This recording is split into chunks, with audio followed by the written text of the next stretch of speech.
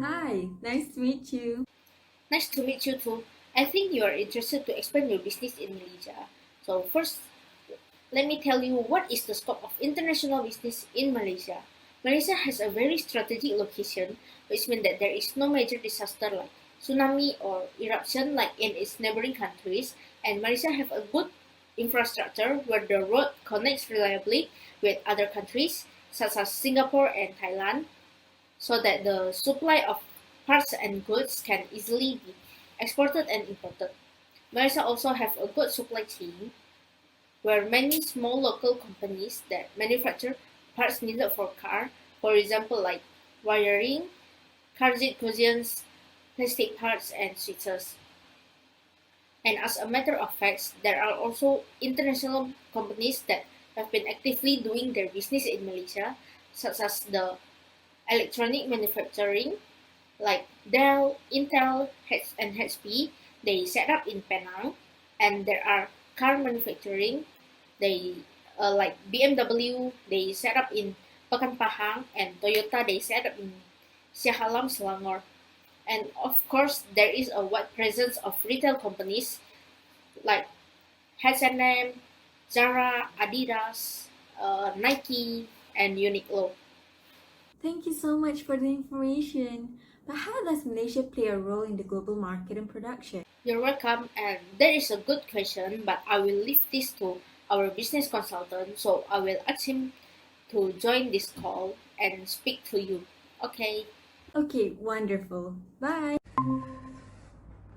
Hello there, Nicholas Bimo speaking here. Hi, Nicholas. Thank you so much for joining the call. Actually, can you share with me how Malaysia can play a significant role in the global market and production? Well, of course. As a brief information, Malaysia is a party to the General Agreement on Tariffs and Trade, and actually has become the founding member of the World Trade Organization. And since then, worldwide trading has become a main contributor to Malaysia's economic growth and development. Starting with the biggest hit in the industry, which is palm oil and petroleum gas. And as of now, Malaysia has actually extended their export activity by including electrical and electronic products, chemicals, and machineries, just to name a few. Awesome. Okay, so from your perspective as a business consultant, what are the three most profitable business sectors? Okay, so the three business sectors that I would suggest for investors like you will have to be in the electrical and electronic industry, automobile industry, and the financial service. Because of the increasing demand for the electrical appliance, the electronic industry is one of the biggest pillars of the Malaysian economy.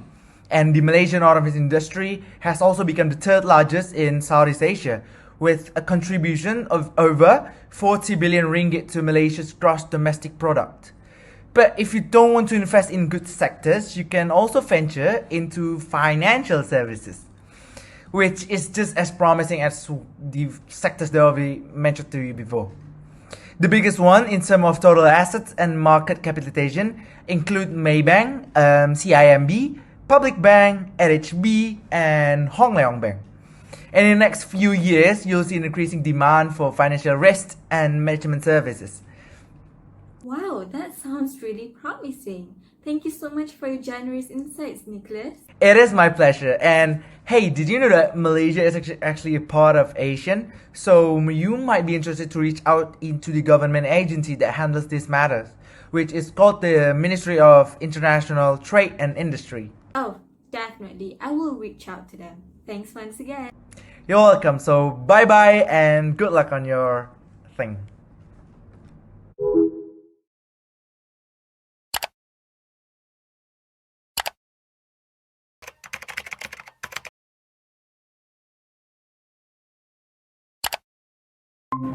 Hello, is this Niti?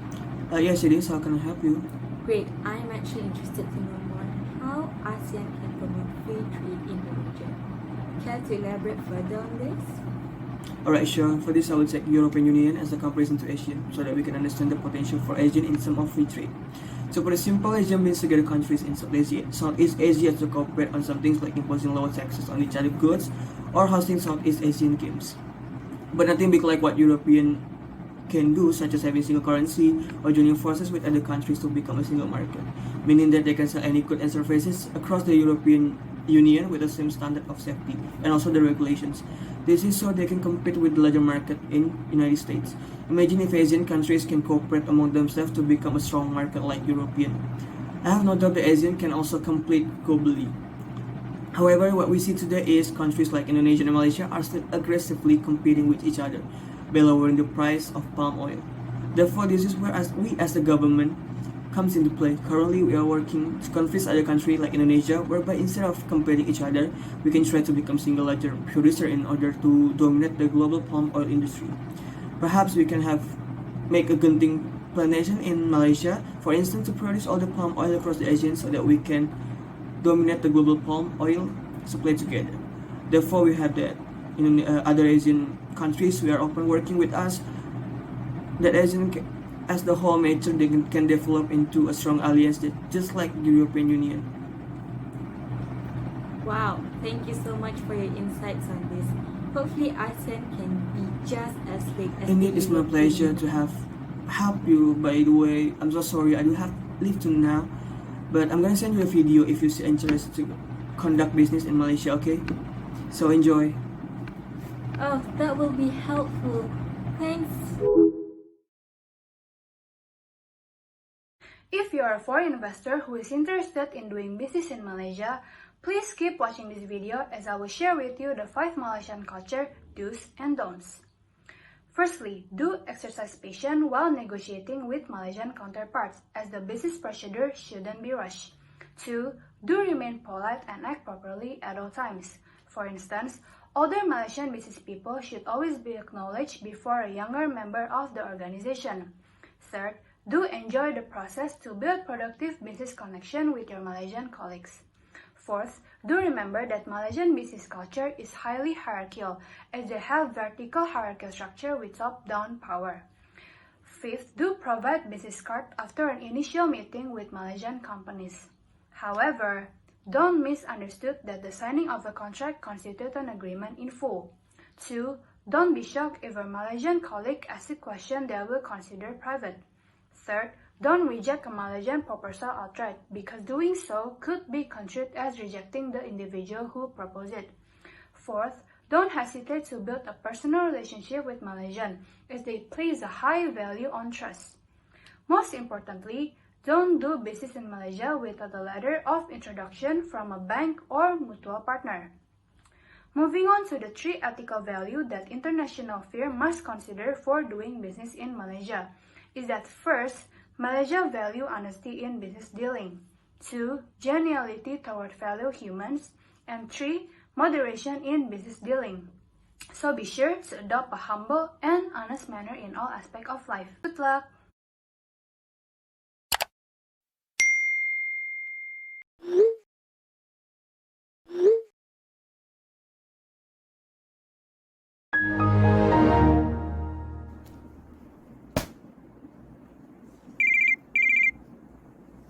Hi, boss. Yeah, I'm doing just fine here. You know what? After doing a lot of research and interviews, I can safely say that the finest thing Malaysia can ever have is the fact that they are located strategically with no major disaster and right on the shipping line, which makes it easier for us to manage the supply chain. And if that's not the best one yet, you're gonna be surprised that they have a reasonably cheap workforce who can speak multiple languages like English, Malay, and Chinese. So what do you say? Shall we bring FBI to Malaysia? Cool.